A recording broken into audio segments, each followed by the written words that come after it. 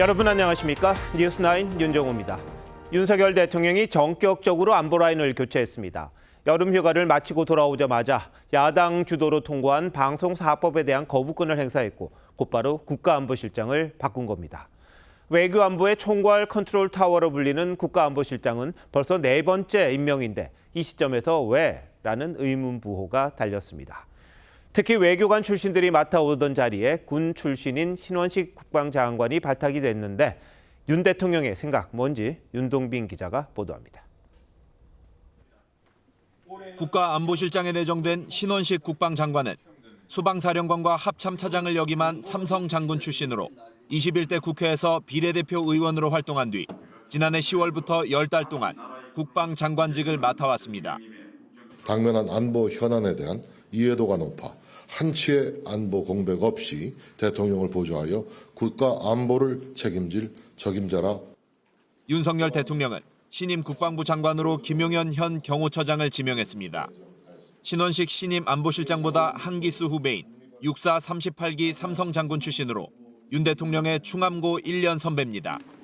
지난 대선 캠프에서 외교안보 정책을 담당했고 당선 직후 인수위에선 청와대의 용산 이전을 주도한 바 있습니다. 국방장관뿐만 아니라 새 안보실장까지 군 출신 인사가 전면 배치되면서 현 정부의 대북 강경 기조에 더욱 힘이 실릴 거란 관측이 나옵니다. 통수권자이신 대통령님의 뜻을 받들어 강력한 힘을 기초로 한 확고한 안보 태세를 구축할 것입니다. 장호진 안보실장은 신설된 외교안보 특보에 내정됐는데 기존 특보들과 달리 별도의 조직을 구성해 외교 활동에 주력할 전망입니다. 윤 대통령은 국가인권위원장 후보자로 안창호 전 헌법재판관을 지명했습니다. TV조선 윤동빈입니다. 이번 인사는 대통령실 핵심 참모들도 대부분 몰랐을 정도로 전격적이었습니다. 의외의 인선이란 지적이 나오긴 합니다만 군 출신을 전격적으로 기용한 건 그동안 외교에선 나름 성과를 거둔 만큼 급변하는 안보 상황에 적합한 인물을 쓰겠다는 의지로 읽히긴 합니다. 다만 미국 대선이 얼마 남지 않았고 누가 되느냐에 따라 외교 상황도 복잡해질 텐데 신임 안보실장이 외교 안보 전반을 총괄할 수 있을지에 대한 우려는 있습니다. 이번 인선의 배경과 의미를 조성호 기자가 짚어봤습니다. 윤석열 대통령이 취임한 지 2년 3개월 만에 네 번째 국가안보실장을 임명한 데 대해 대통령실은 우크라이나와 이스라엘이란 두 개의 전장에 대만 문제와 북러 결속까지 이어지는 국제정세 변화를 감안한 것이라고 설명했습니다. 하지만 외교안보수장의 잦은 교체가 외교 협상과 정책의 안정성에 부정적 영향을 줄 거란 우려가 적지 않습니다. 외교관 출신이었던 기존 3명과 달리 군 장성 출신인 새 안보실장이 경제 안보와 산업 부문까지 포괄한 외교 정책을 주도할 수 있겠느냐는 시각도 있습니다. 여권 안팎에선 장호진 안보실장에 대한 사실상 경질성 인사란 해석도 나옵니다. 외교안보 사정에 정통한 여권 관계자는 그나마 외교 정책이 윤석열 정부의 지지 기반 중 하나인데 연말 미국 대선을 앞두고 제대로 된 관리와 대처가 가능할지 의문이라고 지적했습니다. 김용현 국방장관 지명자는 과잉 경호 구설에 해병대원 수사 외압 논란에도 이름이 오르내리고 있어 인사청문회부터 난항이 예상됩니다. 순직 해병의 억울한 죽음 뒤에 도대체 얼마나 거대한 국정농단이 있었기에 최측근을 보내 군을 단속하려 하는 것입니까? 야권에선 이상민 행안부 장관에 이어 김지명자도 충암고 출신이라며 검증을 벼르고 있습니다. TV조선 조성호입니다. 김영석 독립기념관장을 두고 이종찬 광복회장과 야권이 사퇴를 촉구하고 나섰는데 이유가 뭔지를 놓고 논란입니다. 반대하는 쪽은 김 관장이 1948년 8월 15일을 건국절로 제정하려 한다고 주장했지만 김 관장은 그럴 생각이 전혀 없다고 오늘 반박했습니다. 그런데도 임명을 철회하지 않으면 광복절 행사에 불참하고 별도 행사를 열겠다고 이 회장과 야권이 여권을 압박했습니다. 뭔가 다른 이유가 있는 건 아닌지 이태희 기자가 취재했습니다. 김영석 신임 독립기념관장은 취임 나흘 만에 기자회견을 열었습니다. 김 관장은 자신을 두고 불거진 역사관 논란에 대해 일제 식민 지배를 옹호하는 뉴라이트 행사가 아니라고 반박했습니다. 보수 진영 일각에서 요구하는 1948년 건국절 제정에도 반대한다며 사퇴할 뜻이 없음을 분명히 했습니다. 분명히 반대하고 있습니다. 건국이란 것은 이게 갑자기 없던 나라가 세워지는 게 아니라 우리 독립운동의 완성으로 되어진 게 건국이었다. 대통령실도 이종찬 광복회장에게 건국절 추진 계획이 없다고 설명하며 경축식 참석을 요청했습니다. 하지만 이 회장은 김 관장 인사철회가 먼저라며 경축식 불참 뜻을 굽히지 않았습니다. 인사도 철회하라. 그래야 확실하게 드러날 거 아니에요. 민주당도 윤석열 대통령이 김 관장 임명을 철회하지 않으면 정부 주최 광복절 경축식에 불참하고 광복회 주최 기념식에만 참석하겠다고 했습니다. 역사를 바로 세우고 헌법 정신을 지키기 위한 특단의 조치를 취하겠습니다. 국민의힘은 정부의 건국절 제정 시도 자체가 없었다며 실체가 없는 문제를 이유로 불참을 말하는 건 정쟁 의도로밖에 보이지 않는다고 했습니다. TV조선 이태희입니다. 야당의 폭탄이 될 걸로 보였던 김경수 전 경남지사 복권 문제가 여권 내부의 갈등으로 번지면서 당혹스러운 분위기가 여권 내에 번지고 있습니다. 그러다 보니 대통령실과 당 대표실 모두 확전을 자제하는 분위기인데 내부 의견이 완전히 덮어지지는 않습니다. 한송원 기자가 무슨 일이 벌어지는 건지 알아봤습니다. 국민의힘 사선 중진 의원들이 한동훈 대표와 만난 자리에서 김경수 전 경남지사에 대한 복권 반대 의사를 대통령실에 전달해달라고 요청한 것으로 전해졌습니다. 한 참석 의원은 여론 조작을 한 민주주의 파괴범을 사면에 이어 복권까지 해주는 건 말이 안 된다며 대통령 고유 권한이지만 의견은 낼 수 있다고 했습니다. 친한계인 진종호 최고위원도 국민 눈높이와 맞지 않는 결정이라고 했습니다. 국민들을 분노케 했던 사건인데 국민들의 눈높이에 맞춰줘야 되는 게 아닌가라는. 반면 친윤계 의원들은 대통령의 고유 권한인 만큼 한 대표가 신중해야 한다고 지적했습니다. 하지만 양측 모두 확전은 경계하고 있습니다. 복권에 반대한다는 뜻을 대통령실에 전달한 것으로 알려진 한동훈 대표도 직접 발언은 피했습니다. 제 뜻에 대해서는 이미 알려졌고 충분히 전달된 걸로 봐서요. 제가 오늘 더 여기서 더 구체적인 말씀을 드리지 않겠습니다. 대통령실도 관련 메시지를 내놓지 않으며 대응을 자제하는 분위기입니다. 김 전 지사 복권은 내일 국무회의를 거쳐 윤석열 대통령이 최종 제거할 것으로 예상됩니다. 한동훈 대표가 반대 뜻을 밝혔지만 복권 결정이 내려진 이후엔 대통령 권한을 존중하는 차원에서 더 대립각을 세우지 않을 거란 관측이 우세합니다. TV조선 한송원입니다. 민주당이 경선에 불복할 경우 10년 동안 출마를 제한해왔던 기존 당헌을 공천에 불복할 경우로 바꿨습니다. 당내 경선까지 가면 법적으로 출마를 아예 할 수 없지만 경선에도 참여 못하면 무소속 출마를 할 수 있습니다. 지난 총선 때 이른바 비명 행사란 말이 유행했었고 공천 탈락자가 무소속 출마를 하기도 했는데 이것까지 막겠다는 취지로 보입니다. 결국은 이재명 1극 체제를 더 확실히 굳히겠다는 의도로 보이는데 최지영 기자가 배경을 말씀드립니다. 민주당 당원 84조엔 경선 결과 불복 시 10년 동안 후보자가 될 수 없다고 돼 있습니다. 민주당은 이 대상을 공천 불복자로 확대하는 당헌 개정안을 의결했습니다. 경선에 떨어지면은 후보 등록을 할 수가 없게 돼 있어요. 경선 불복이라는 말을 공천 불복이라고 하는 개념으로 바꾼 겁니다. 지난 총선 당시 비명 행사 논란에 반발해 탈당하거나 무소속으로 출마한 인사들을 겨냥한 걸로 보입니다. 공천 불복 개념도 불분명해 박용진, 임종석 전 의원 같은 반발 사례를 원천 봉쇄하려는 것 아니냐는 해석도 나왔습니다. 당 강령에 이재명 전 대표의 핵심 공약인 기본사회 개념을 넣은 개정안도 통과됐습니다. 사회경제적 양극화와 불평등을 극복하고 모든 사람의 기본적인 삶을 보장하는 기본사회로. 당내에선 당원 중심 정당을 표방하면서 사실상 1인 중심 체제로 굳어지고 있다는 지적이 나왔습니다. 사석에서 이재명 전 대표를 윤석열 대통령에 빗댄 발언이 알려져 강성 지지층의 반발을 산 정봉주 최고위원 후보는 이재명 파리를 뿌리 뽑겠다며 정면 돌파에 나섰습니다. 당 내부의 암덩어리인 명파리를 잘라내야 합니다. 이재명 파리 무리들을 방치한다면 통합도 탄핵도 정권 탈환도 어렵습니다. 친명계 김지호 부대변인은 동지를 악마로 규정짓는 정치인이 어떻게 민주당의 지도자가 될 수 있냐며 과대망상이자 확증 편향이라고 비판했습니다. TV조선 최조원입니다. 해병대원 수사 외압 의혹을 수사 중인 공수처가 윤석열 대통령의 석 달치 휴대전화 통신 기록을 확보한 걸로 알려졌습니다. 현직 대통령의 통화 기록을 수사기관이 확보한 건 이번이 처음입니다. 대통령의 통신 기록은 그 자체가 국가 안보와도 직결될 텐데 어쩌다 사태가 이 지경까지 왔을까요? 한지은 기자가 보도합니다. 고위공직자 범죄수사처가 최근 법원으로부터 통신영장을 발부받아 윤석열 대통령의 통신 기록을 확보한 것으로 알려졌습니다. 대상 기간은 해병대원 순직 사건이 일어나고 수사 외압 의혹이 제기된 지난해 7월부터 9월까지 3개월입니다.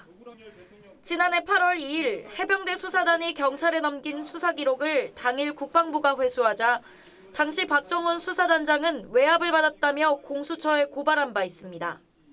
한 사람의 경로로 인해서 이 모든 것이 꼬이고 모든 것이 엉망진창이 되고 이미 공개된 통화 기록에 따르면 윤 대통령은 당시 이종섭 국방장관, 신범철 국방차관, 임기훈 국방비서관 등과 수차례 통화했습니다. 이에 따라 공수처는 당초 통신기록 보존기간 만료를 앞두고 법원에 3차례 통신영장을 청구했지만 기각됐습니다. 통화 내역을 얻기 위한 통신영장 청구를 했는데 다 기각됐습니다. 제가 직무도 하는 동안은. 공수처는 대통령 통신기록 분석 후 관련자 소환에 나설 전망입니다. TV조선 한지은입니다. 야당은 임성근 구명 로비 의혹을 윤석열 대통령 탄핵 청원 청문회와 해병대원 특검법의 중요한 사유로 들고 있습니다. 민주당은 제보를 바탕으로 이런 주장을 합니다만 저희가 민주당 장경태 의원 보좌관과 제보자 간 통화 그리고 대면 녹취를 입수해 분석해보니 상황이 좀 다릅니다. 장 의원 보좌관은 계속해서 김건희 여사 쪽에 포커스를 맞추면 된다고 제보자를 회유하는 내용, 그런 내용들이 들어있었습니다. 먼저 김도영 기자의 단독 보도입니다. 임성근 구명 로비 의혹을 제보한 A씨는 지난달 15일 민주당 장경태 최고위원회 보좌관에게 공익제보자 김규현 변호사의 신뢰성에 의문을 제기합니다. 그러면 조금 조심하시 접근하세요. 그 사람의 신뢰성에 대해서도 조금 고민을 해보셔야 되지 않나 싶어요. 김 변호사는 임 전 사단장이 이종호 전 대표를 통해 구명 로비를 했다고 제보한 인물입니다. 하지만 장 의원 측은 진실보다 정파간 득실을 강조합니다. 결국 이건 진실을 가릴 수 없고 영웅 만드는 무덤으로 점점 만들어갈 거예요. 민주당에서 저쪽 당이 뭐라 하든 이쪽이 듣고 싶은 얘기만 들을 테니까. 장 의원 보좌관은 이틀 뒤 만남에선 김건희 여사가 핵심이라고 강조합니다. 결국 포커스가 이종호나 김건희한테 가면 나머지 격가지들은 다 관심사 없어진다. 그게 핵심이지. 장 의원 측은 TV조선의 반론 요청에 답을 하지 않았습니다. TV조선 김도영입니다. 이 내용 취재한 사회부 법조팀 황병준 기자와 더 자세한 얘기 나눠보겠습니다. 자, 녹취대로라면요, 민주당의 주장이 기초부터 좀 흔들릴 수도 있다 이렇게 생각이 드는데 황 기자, 이 제보자 A씨는 누굽니까? 그리고 민주당 장경태 최고위원회 보좌관, 이 의혹 제기에서 어떤 역할을 했던 거죠? 네, 제보자와 통화를 하고 직접 만나서 대화를 한 사람은 민주당 장경태 최고위원회 보좌관입니다. 이 장 최고위원은 그동안 임성근 구명 로비 의혹과 김건희 여사 개입설을 적극적으로 주장해왔습니다. 김건희 여사가 이종호 씨에게 오빠라고 부른다라고까지 제보가 있었기 때문에 임성근 사단장 구명 로비는 당연히 일어날 수밖에 없었다. 이 장 최고위원이 언급한 이종호 씨는 전직 해병대원이자 도이치모터스 주가 조작 공범이라서 민주당이 김 여사와 임성근 구명 로비 의혹의 연결고리로 지목해온 인물입니다. 자, 그런데 이 민주당의 구명 로비 의혹을 제기했던 A씨, 왜 제보자가 입장을 바꾼 겁니까? 네, A씨는 해병대 출신인데요. 이른바 멋쟁 해병 단톡방 멤버인 최모 씨와 함께 임성근 구명 로비 의혹을 장경태 의원 쪽에 자발적으로 제보했던 인물입니다. 하지만 나중에 이종호 씨와 임성근 전 사단장이 만난 적이 없다는 사실을 확인한 뒤엔 제보 내용을 철회한다는 뜻을 장 의원 측에 밝혔다고 합니다. 그렇다면 제보 내용 철회했다 그러면은 장 의원의 주장도 없었어야 될 텐데 그게 계속 이어지는 거군요. 자, 근데 등장 인물들이 좀 많습니다. 헷갈리는 부분이 있는데 제보자 A씨 그리고 멋쟁 해병이라는 그 단톡방이죠. 거기에 등장하는 인물들 어떤 관계입니까? 네, 이 멋쟁 해병이란 이종호 씨와 공익 제보자 김규현 변호사 등 해병대 출신 인물들이 골프 모임을 전제로 만든 메신저 대화방입니다. 이 A씨는 이 단톡방에 포함되어 있는 사람은 아닙니다. 다만 단톡방 멤버 중 한 명인 최모 씨와 가까운 사이여서 단톡방 대화 내용을 전해 들었다고 합니다. 자, 이 녹취로만 보면 이 장 의원 보좌관 같은 경우에는 뭐 실체적 진실보다는 뭔가 정치적 효과를 좀 노린다 이렇게도 해석이 되는데. 네, 제보자는 장 의원 보좌관이 김건희 여사에게 포커스를 맞추자고 하는 걸 회유하는 걸로 들렸다고 합니다. 이종호에 대해서 더 나오면 확실한 것도 김건희가 거기가 꼭 최근권으로 안 나와도 돼. 저쪽이 뭐라 하든 그러니까 이거 수사하자, 특검하자 이런 식으로. 네, 이 해병대원 수사 외압 의혹의 진상규명보다 정치적 유불리에 집중하는 듯 보였다는 겁니다. 저희 취재진은 제보자 A씨의 동의를 얻어 이 녹취를 입수를 했고 방송 전까지 계속해서 장 의원 측의 입장을 물었지만 답을 듣지 못했다는 점을 말씀드립니다. 네, 황 기자의 진실을 좀 더 밝혀봐야겠군요. 잘 들었습니다.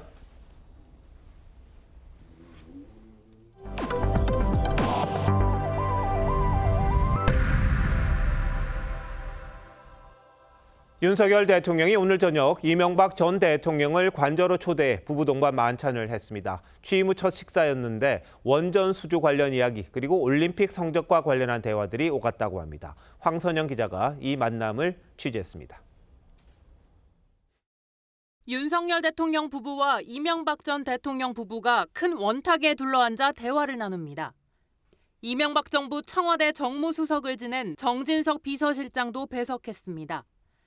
두 사람의 만남은 지난해 8월 윤 대통령의 부친상 이후 1년 만입니다. 2시간가량 진행된 만찬에선 원전 관련 이야기가 비중 있게 오간 것으로 전해졌습니다. 지난달 한국이 24조 원 규모의 체코 원전 우선 협상 대상자로 선정됐는데 2009년 아랍에미리트 바라카 원전 수주로 한국의 기술력과 신뢰를 인정받았던 게 주요 토대가 됐기 때문입니다. 1천조 원에 달하는 글로벌 원전 시장에 진출할 수 있는 강력한 교두보가 마련됐습니다. 지난 5월 이 전 대통령 사저를 찾은 아랍에미리트 대통령과의 깊은 유대 관계에 대한 언급도 나온 것으로 알려졌습니다.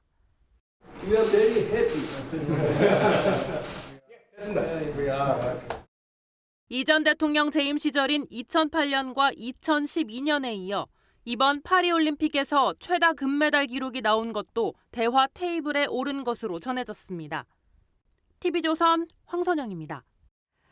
얼마 전 한 유튜버가 임신 36주 차에 낙태를 했다며 영상을 올려 논란을 빚었죠.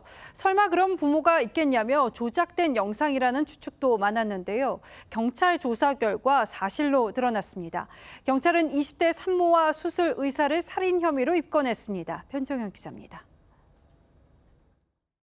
한 여성이 링거를 꽂은 채 걷습니다. 움직일 때마다 배가 아프다고 합니다. 이 여성은 지난 6월 말 임신 36주 차에 낙태했다며 유튜브에 영상을 올렸습니다.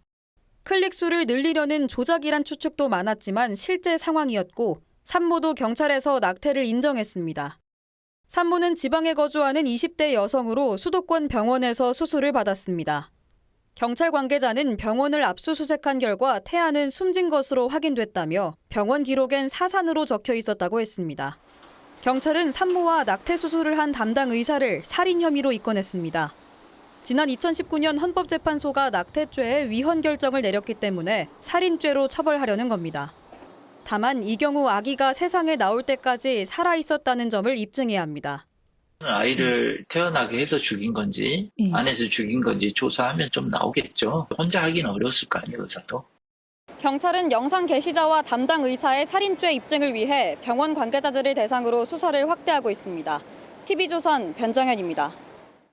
일명 대포폰은 대체 어떻게 만들어지나 궁금하신 분들 있으실 텐데요. 대포 유심 7,500여 개를 이용해서 불법으로 휴대전화를 개통한 뒤에 이 보이스피싱 등 범죄 조직의 대포폰을 판매한 일당이 붙잡혔습니다.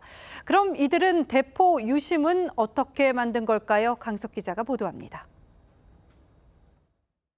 은행 팀장이라며 대출금 상환을 안내하는 목소리.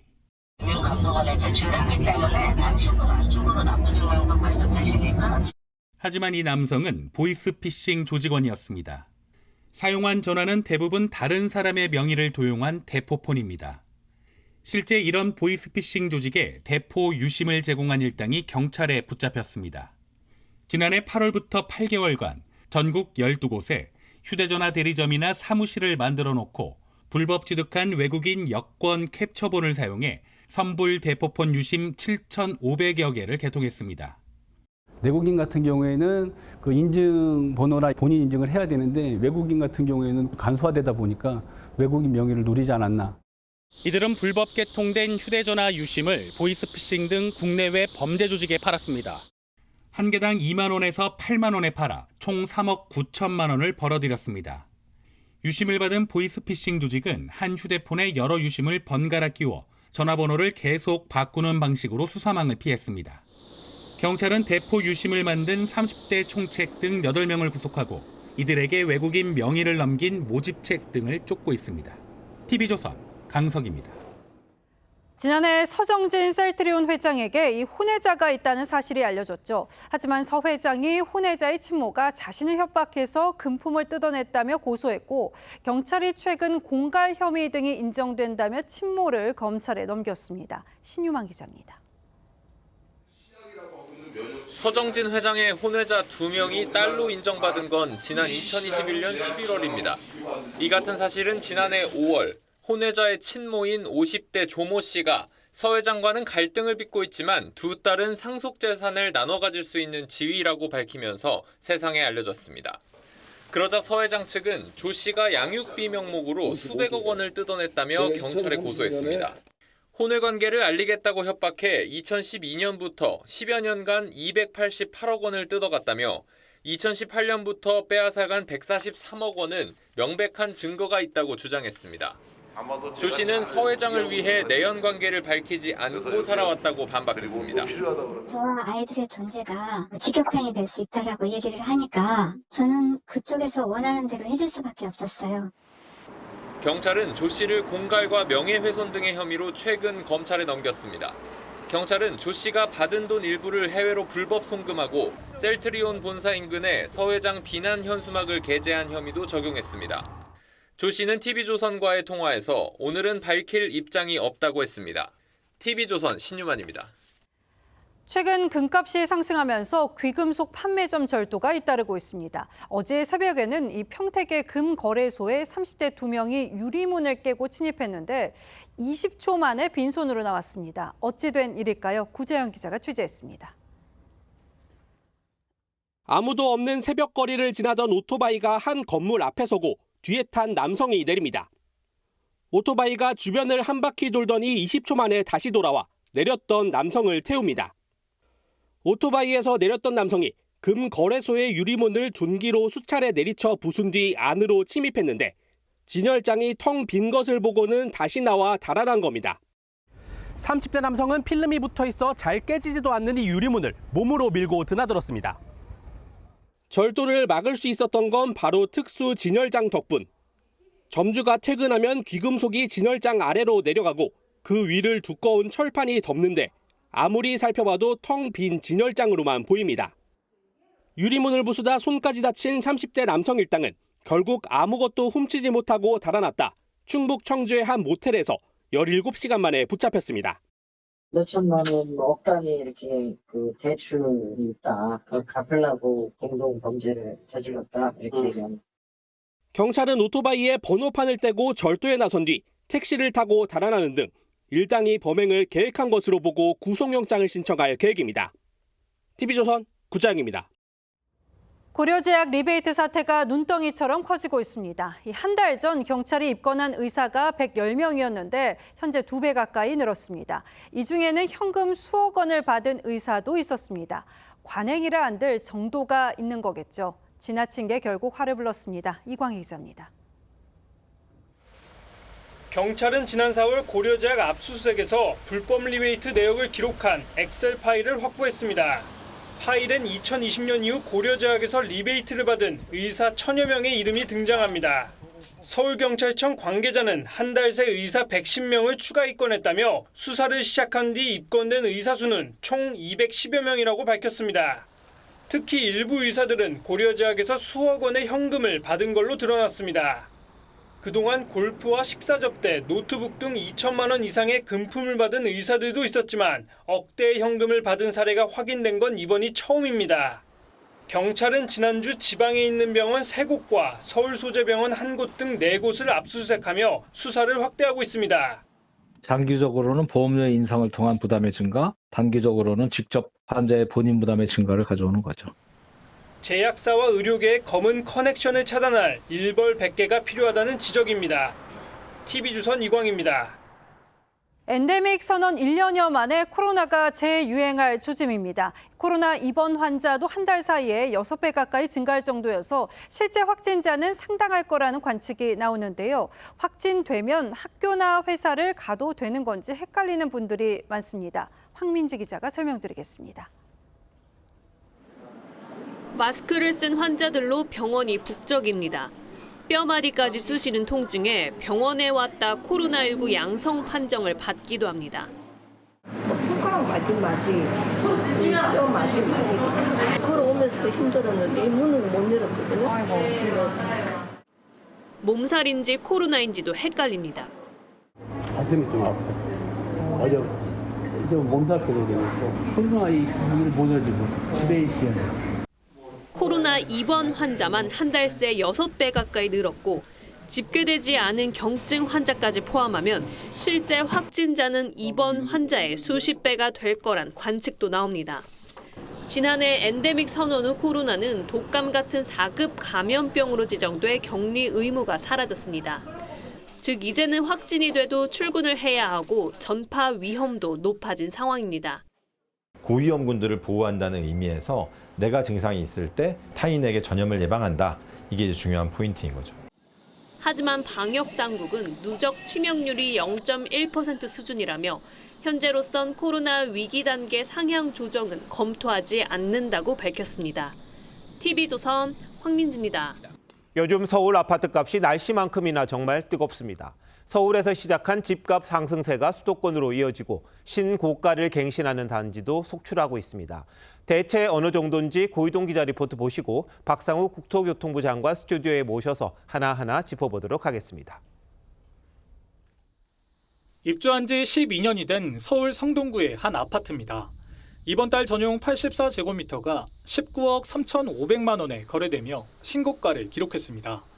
집값이 폭등했던 3년 전보다 1억 원 가까이 오른 가격입니다. 매물이 이제 거의 없습니다. 거래했던 것보다 많게는 한 1억 5천, 2억 그렇게 올라서 나와요. 지난달 서울에서 거래된 아파트 10채 중 한 채는 2021년 부동산 화랑기 때의 고점을 돌파했고 서울 인근의 하남과 구리, 과천과 분당에서도 상승 거래가 50%를 넘어섰습니다. 서울 집값 상승세가 수도권 지역으로까지 확산하고 있는 겁니다. 전문가들은 8월은 비수기인데다 단기 급등 피로감 때문에 잠시 상승세가 주춤할 수 있다면서도 가을 이사철이 집값의 분수령이 될 것이라고 전망합니다. 특히 지난달 말로 시행 4년이 지난 임대차 입법을 변수로 지목했습니다. 계약갱신 청구권 때문에 그동안 전세 보증금을 못 올렸던 임대인들이 전세 가격을 한 번에 올릴 수도 있고 이 전세가 상승은 집값을 자극할 수도 있습니다. 한국은행이 오는 10월엔 기준금리를 낮출 거란 관측이 지배적이어서 이자 부담이 적어진 무주택자들이 매수세에 가세할 거란 우려도 커지고 있습니다. TV조선 고이동입니다.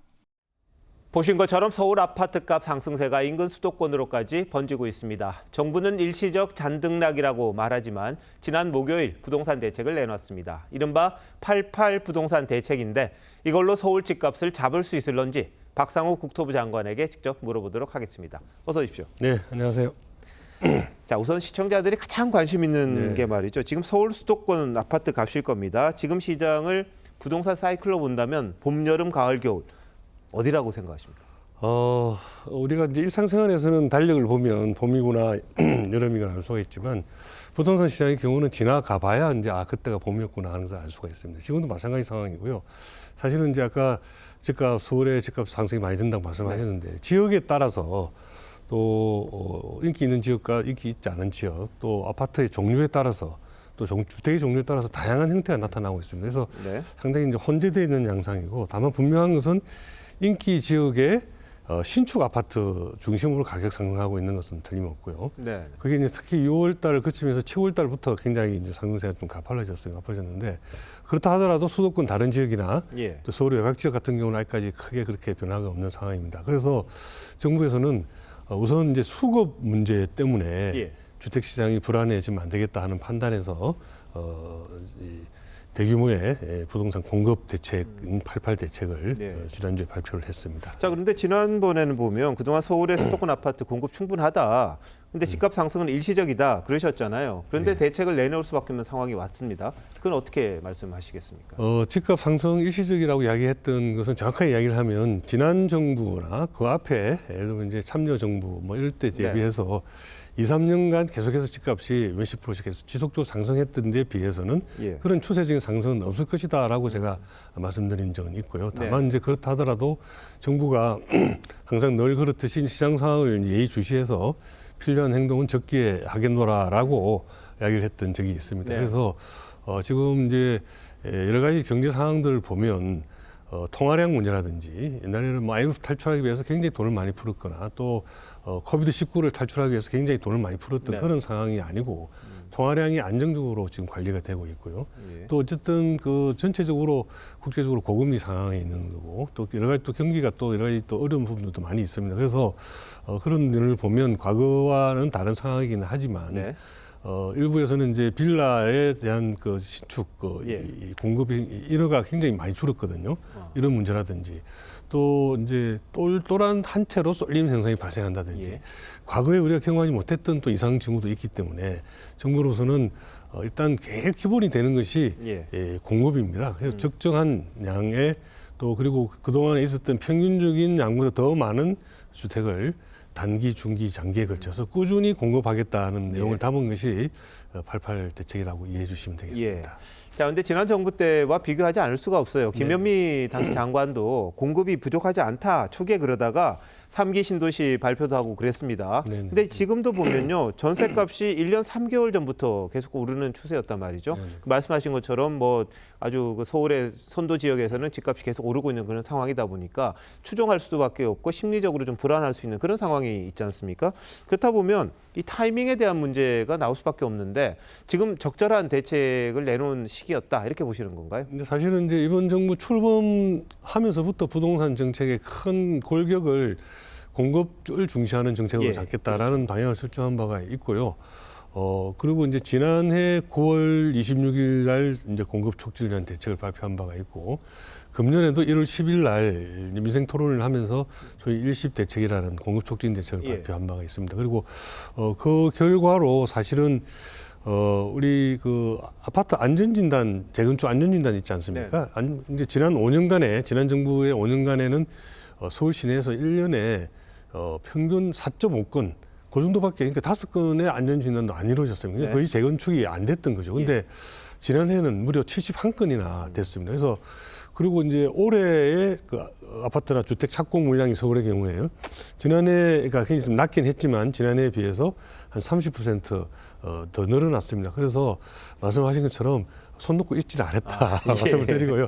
다만 공사비가 굉장히 많이 올랐다든지 또 여러 가지 이 고금리라든지 이런 것 또 PF 문제 있지 않습니까? PF라는 게 뭐냐면 주택을 공급하는 그 엔진인데 이것들이 고금리 문제로 이제 서는 바람에 여러 가지 애로 사항이 지금 있는 것은 사실입니다. 그래서 이번 대책을 발표했다 이렇게 이해하시면 되겠습니다. 자, 그린벨트 해제에서 8만 가구 정도 공급하겠다 이런 내용이 있었습니다. 그리고 뭐 전세 시장 안정을 위해서 신축 빌라나 오피스텔을 LH에서 무제한 매입해서 이걸 또 임대를 주는 대책 발표하셨는데, 근데 뭐 주택을 사려는 사람, 뭐 전세를 살려는 사람 대체적으로 아파트를 많이 선호하지 않습니까? 이게 좀 부족하다 이런 지적은 어떻게 대답하십니까? 주택 시장은 다 연결이 되어 있습니다. 예를 들어서 LH가 이제 금년하고 내년에 11만 호에 달하는 비주택, 오피스텔이나 네. 도시공상주택 같은 것을 신축 매입 약정을 하겠다라는 정책을 발표했는데요. 예. 그렇게 되면 이분들이 사실은 아파트 살까 말까 망설이는 분들이거든요. 그래서 이분들이 이제 전세 시장이 안정이 되면 전세 시장으로 들어오고 그렇게 되면 이제 이 가격이 상대적으로 저렴한 아파트부터 밀어 올리는 그런 효과를 방지할 수 있는 그런 효과가 있겠습니다. 예. 자, 근데 지금 당장 올가을 이사철 걱정하시는 분들이 많습니다. 금리도 내릴 것 같고 임대차법도 이제 뭐 4년이 지났는데요.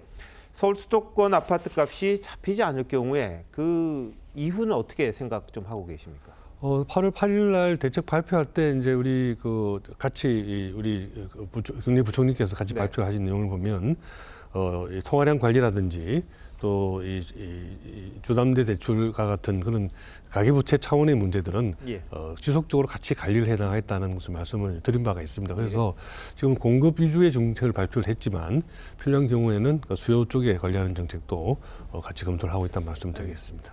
단도직입적으로요. 무주택자들 지금 집을 사야 됩니까? 아니면 기다려야 됩니까?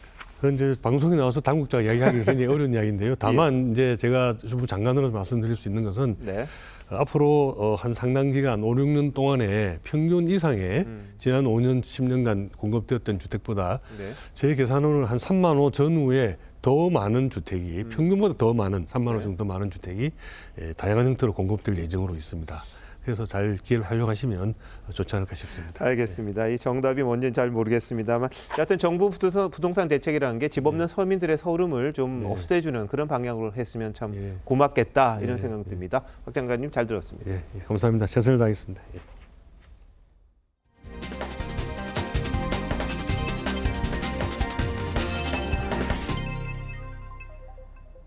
북한 수해로 인한 실종자와 사망자가 1,500명에 이른다는 TV조선 보도 이후 북한 김정은 위원장은 이례적으로 보도 내용을 거론하면서 비난했죠. 이 사고 현장에 물이 빠지면서 그 실체가 드러나고 있는데 김정은 주장과 달리 희생자는 당초 예상보다 훨씬 더 많은 2,500명 이상인 것으로 우리 정부 당국은 보고 있습니다. 이태원 기자가 단독 취재했습니다. 김정은이 새 옷을 선물하자 수재민 어린이가 눈물을 쏟아냅니다. 수재민 수용시설을 방문한 김정은은 최근 TV조선 보도를 비롯한 한국 언론의 수해 피해 보도를 잇따라 부인했습니다. 인명피해가 한 건도 나지 않은 이 사실이야말로 기적으로밖에 실종자가 1,000명이 넘는다느니 날조 자료를 계속 조작해내면서 하지만 물이 빠지고 복구 작업이 시작되면서 드러난 참상은 훨씬 심각한 것으로 파악됐습니다. 정부 당국 관계자는 당초 1,500명으로 예상했던 사망자가 더 늘어나 북한 자강도 등 북부 지역에서만 최소 2,000에서 2,500명에 이르는 것으로 추정된다며 중장비로 토사를 걷어낼 때마다 시신이 계속 나오고 있는 상황이라고 전했습니다. 수재민도 강원도 원산과 자강도에서만 3만 명에 달하는 것으로 파악됐습니다.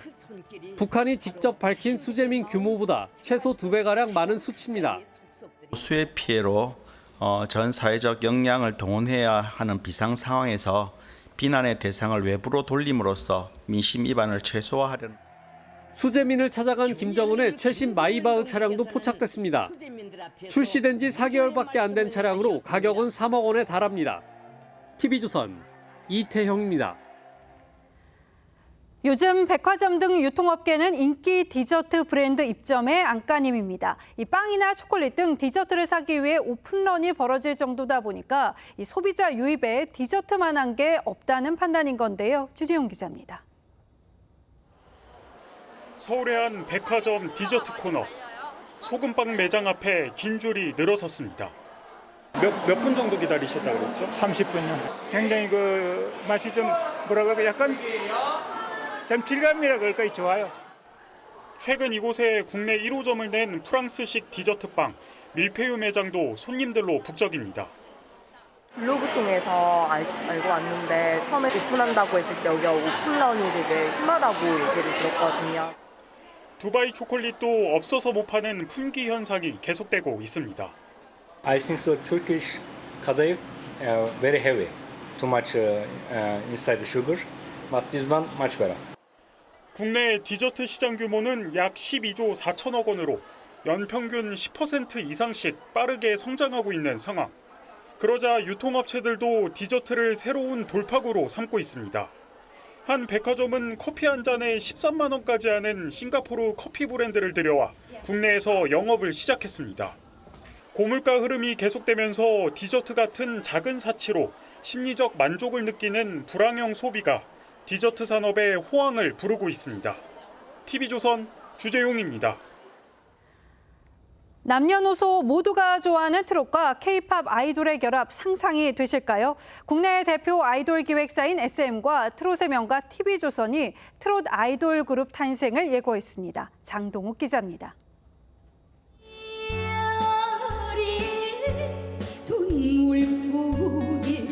전설의 시작이었던 미스 트롯의 첫걸음으로 미스터 트롯을 비롯한 TV조선의 연이은 히트 프로그램들로 지금 가장 뜨거운 음악 장르 중 하나인 트롯이 세계를 휩쓸고 있는 K-팝 아이돌 시스템과 만났습니다. 국내 최대 기획사 SM과 트롯의 명가 TV조선이 손잡고 만들어낸 사상 첫 트롯 아이돌이 데뷔를 앞뒀습니다. K-팝 아이돌의 명가인 SM 그리고 정말 트롯을 처음으로 어떻게 보면 장르적으로 끌어올리고 히트 프로그램을 만들어낸 트롯의 명가 TV조선이 서로 합작하여서 미스터 트롯 출신 가수와 아이돌 연습생, 배우 등 다국적 멤버들이 모여 하나의 그룹으로 거듭나는 과정을 담은 프로그램이 올해 중 공개되고 전국 투어도 계획 중입니다. 마음을 울리는 트롯 감성과 아이돌 그룹의 세련되고 힘 넘치는 퍼포먼스를 더해 동아시아 등 글로벌 시장 공략도 노리고 있습니다. 글로벌로 나아가는 이 K-팝의 음악적, 컨텐츠적인 이러한 그 특징과 정말 우리의 음악으로부터 시작한 이 트롯이 정말 잘 접목되면은 소중하고 재미있는 계기가 될 수 있을 것 같습니다. 두 명가의 만남이 트롯을 어떻게 진화시킬지 관심이 쏠리는 가운데 첫 방송은 오는 추석 연휴 시청자를 찾을 전망입니다. TV조선 장동우입니다. 역사는 2015년 8월 20일 결백한 사람에게 유죄한 선고한 날로 기록될 것입니다. 한명숙 전 총리는 대법원이 자신의 2년형을 확정한 날도 무죄를 주장했습니다. 사법 정의가 죽었다며 상복 차림에 백합꽃, 성경을 들고 수감됐습니다. 한명숙 사건은 뇌물수표 1억 원이 여동생의 전세 자금으로 쓰인 명백한 증거가 있습니다. 그런데도 정의와 진실에 대한 유죄 판결이라고 했던 당시 문재인 대표는 집권하자 그를 복권시켰습니다. 김경수 전 경남지사의 드루킹 사건 특검 출석 역시 무슨 출정식 같았습니다. 노란 바람개비를 흔드는 지지자들에게 그는 손을 흔들었습니다. 대법 판결 후에도 결백을 외쳤죠. 진실이 바뀔 수는 없습니다. 사면을 받아 출소할 때도 받고 싶지 않은 선물이라고 했습니다. 그런 그가 복권 대상에 오르면서 전해볼 수 없던 정치적 파문이 이리저리 번지고 있습니다. 여당 대표가 반대하고 나선 것부터 드문 일입니다. 김 전 지사가 반성하지 않는다는 한동훈 대표의 이의에 대통령실은 원론적 입장을 밝혔습니다. 대통령의 고유 권한이다. 몇몇 의원이 찬반을 밝혔지만 정작 국민의힘 공식 입장은 없습니다. 친한과 친윤 사이 갈등이 느껴집니다. 사면 때는 왜 반대하지 않았느냐는 당 안팎의 지적에 한 대표는 그때도 반대했다고 주장합니다.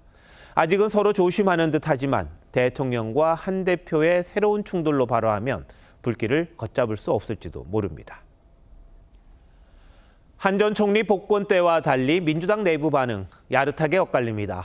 친문계는 내심 반기고 친명계는 정치적 의도를 의심합니다. 이재명 전 대표의 일극 체제를 흔드는 대선 경쟁자가 될 수 있다는 겁니다. 대통령실은 부인하고 이 전 대표가 김 전 지사 복권을 거듭 요청했다고 하는 것도 미묘합니다. 여야 없이 저마다 정치공학 계산기를 두드리느라 바쁩니다. 그 씁쓸한 풍경을 보며 김 전 지사가 자신의 사면을 깎아내렸던 말이 새삼스럽게 들립니다. 통합은 이런 방식으로 일방통행이나 우격다짐으로는 이루어지지 않는다는 것을 8월 12일 앵커 칼럼 오늘 받고 싶지 않은 선물이었습니다.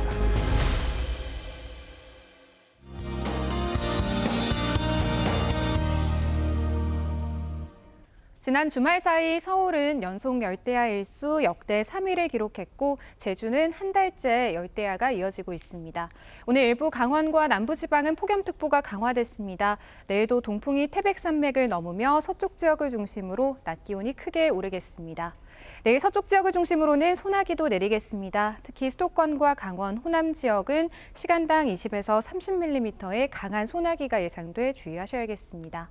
모레까지 동해안에는 너울에 의한 높은 물결이 백사장으로 강하게 밀려올 수 있겠습니다. 오늘 밤 사이에도 서쪽 지역과 해안을 중심으로는 열대야가 나타나겠습니다. 한낮에는 서울과 춘천이 35도로 무덥겠습니다. 열대야와 폭염은 이번 주 내내 이어지겠고 수요일부터 제주도에는 비가 내리겠습니다. 날씨였습니다.